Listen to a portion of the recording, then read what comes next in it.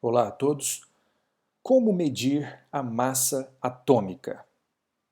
Eu sou Ricardo Avelino Gomes, professor do Instituto de Física da Universidade Federal de Goiás e vou falar como funciona a espectroscopia de massa. Essa é uma técnica para medir as massas dos átomos de um determinado Z, que é o número atômico, e um número de massa, né? Na verdade, o número de massa está relacionado à massa do átomo, que será medida por essa técnica. Uma vez que você tem a massa dos átomos, né, você pode encontrar a massa dos núcleos correspondentes a esses átomos simplesmente eliminando, subtraindo Z vezes a massa do elétron. Z é o número de prótons e o número de elétrons vezes, ou seja, o número de elétrons vezes a massa do elétron. Você eliminando esse termo, você vai encontrar então a massa do núcleo. Claro, você tem que levar em conta, considerar também o equivalente em termos de massa das energias de ligação eletrônicas, né, dos elétrons no átomo.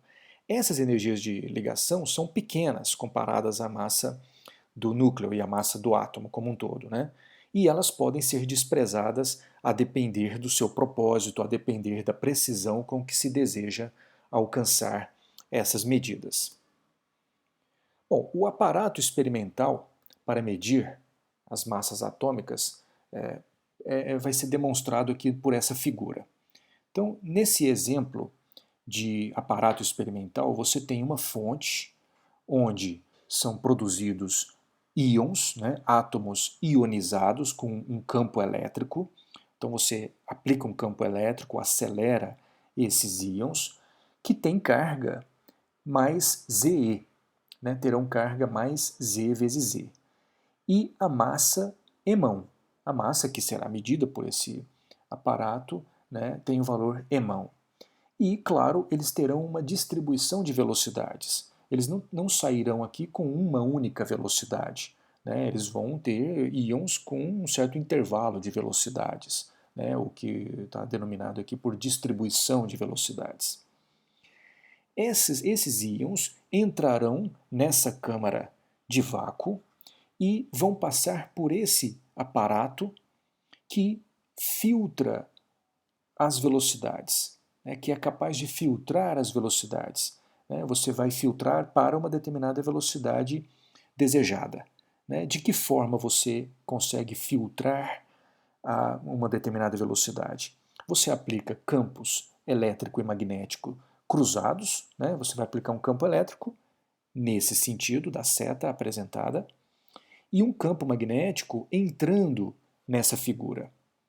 Como se trata de íons positivos, você vai ter, portanto, uma força elétrica nesse sentido da seta e uma força magnética no sentido contrário, ou seja, na mesma direção, só que no sentido contrário.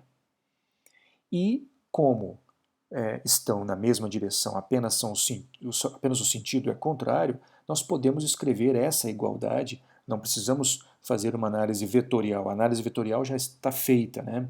Que eles estão na mesma direção. Então eu simplesmente igualo o módulo da força elétrica com o módulo da força magnética. Ze é a carga do íon vezes o campo elétrico, eu tenho a força elétrica. E desse lado, eu tenho o campo magnético vezes a carga do íon, Z vezes E, vezes a velocidade. Né? Então eu tenho a força magnética do lado direito dessa equação. Podemos cortar Z e também E, né, a carga fundamental, e eu encontro que a velocidade que será filtrada, que satisfaz essa condição, ela é igual à razão do campo elétrico pelo campo magnético.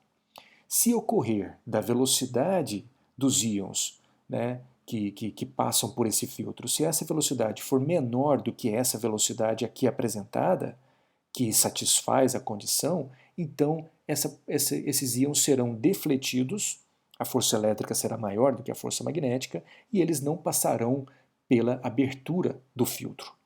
E caso a velocidade desses íons seja maior do que a velocidade que satisfaz a condição aqui apresentada, então a força magnética será maior e ele será defletido nessa direção e, portanto, não sairá do filtro.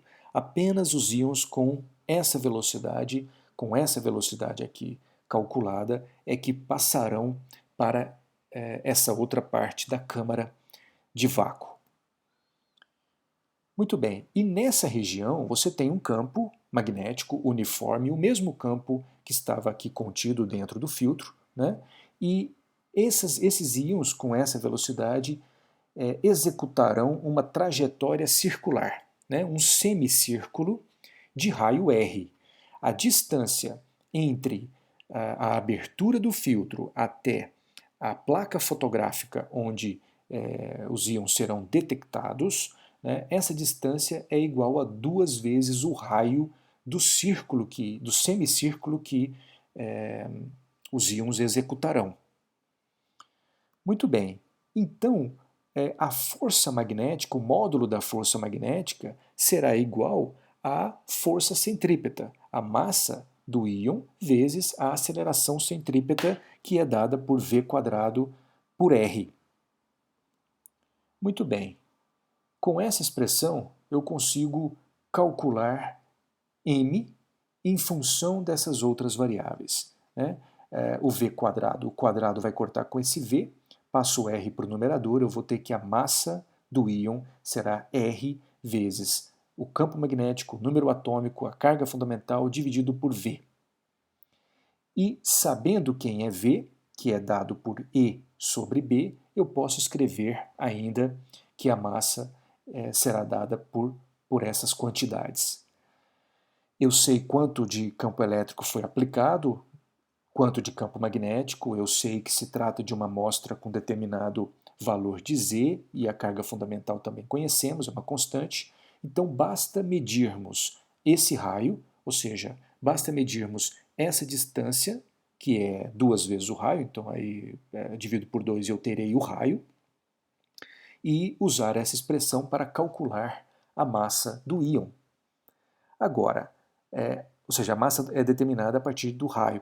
Agora, em geral, a massa é medida em termos da massa do carbono, né, do carbono 12, que é o padrão usado para calibração, tal como eu vou mostrar agora. Né? Um exemplo, você tem que a massa do cálcio 40, o cálcio que tem 20 prótons, né, o número atômico dele é 20, e ele tem um número de massa 40, que é exatamente o que vai ser medido. Né? Então você calcula, você mede a massa do cálcio 40 em função da unidade de massa atômica que é definida, né, como a massa do carbono 12 igual a 12 vezes essa unidade de massa atômica.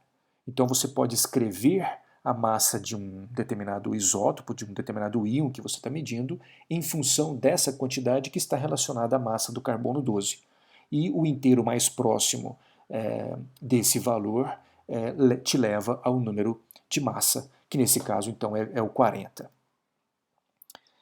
Agora, esse camarada, o Thomson, aquele mesmo que descobriu o elétron e que conjecturou aquele modelo do átomo, né, em 1911 ele descobriu a existência de isótopos. Como se deu esse processo? Ele utilizou na sua fonte de íons uma mistura de gases nobres. Então ele sabia que eram gases inertes, né, que ele colocou na fonte de íons. E na chapa fotográfica, no seu detector, ele observou uma imagem correspondendo a íons com uma massa, com um número de massa igual a 20, com uma massa, portanto, próximo de 20 unidades de massa atômica. Mas ele também observou uma outra imagem, né, correspondendo a A igual a 22. No mesmo experimento, ele observou essas duas imagens. Né? Tem uma abundância relativa que eu vou mostrar a seguir entre essas duas imagens, mas diversos testes foram feitos e mostraram que ambas imagens se tratavam do mesmo íon, que era o neônio. Do mesmo íon. Essa é a descoberta da existência de isótopos. Então você tinha um isótopo A igual a 20 e outro isótopo com um número de massa igual a 22. A abundância relativa encontrada foi de 91% para esse e a outra imagem com 9%. O que ocorre? Ocorre que do filtro saem íons com a mesma velocidade.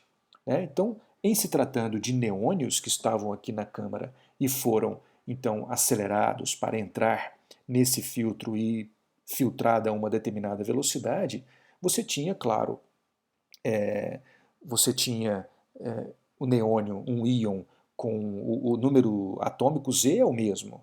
Né? Agora você tinha alguns que tinham número de massa 20 e outros 22. Né? Mas você não sabe a priori, né, que você tinha isso. Mas você tinha então esses dois caras. Só que a velocidade é a mesma para ambos. Né? Por quê? Porque o filtro não vai distinguir se é mais pesado ou não. Né? Basta você olhar de novo a lógica, a condição que satisfaz as velocidades que passarão pelo filtro, você vai ver que ele não vai distinguir se é uma massa maior ou menor. Né? Então ele sai com a mesma velocidade. Porém, dado a essa força centrípeta, esse movimento circular que ele irá executar, se você tem uma massa maior, né, você vai ter um raio maior também. Né? Então, quando ele observou uma imagem para um determinado raio, ele concluiu que o número de massa era 20. Mas ele observou um raio levemente maior. E esse raio levemente maior implicava necessariamente numa massa maior. Né? Então, como a segunda imagem tinha uma intensidade menor, ele também conseguiu determinar a abundância relativa entre esses dois isótopos do neônio. Claro, espectrômetros de massa mais modernos permitem medidas com uma precisão muito maior do que essas, inclusive a ponto de descobrirmos que existe um outro isótopo do neônio que tem o número de massa igual a 21, porém ele é muito mais raro do que o isótopo 22. Né? E aqui um outro exemplo, né? Nós sabemos que que esses isótopos do oxigênio 8 eles ocorrem naturalmente. Né? Você tem o oxigênio 16, 17 e o 18. O 16 é o mais abundante e o 17 é o mais raro desses que ocorrem naturalmente.